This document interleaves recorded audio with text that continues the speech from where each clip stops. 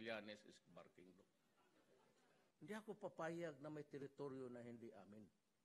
Akin lahat yan. Si President Trump, okay kami.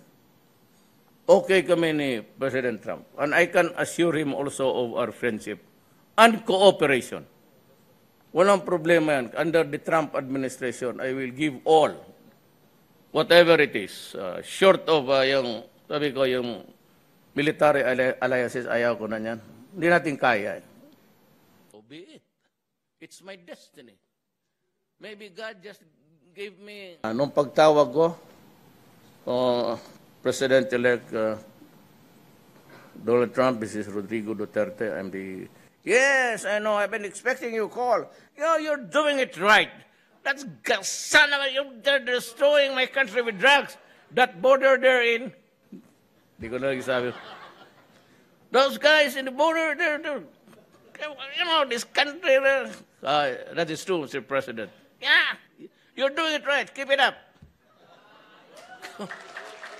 Kaya ngayon, tanungin ko, nung previous president, masama ako na tao. Papakulong na ako ng buang eh. Ito namang isa ngayon, tama ka. Gagawin ko ngayon kasi, ako mga local officers, pati yung mga treasurer talaga. See, it's maraming salamat po. Daghang salamat sa atong presidente.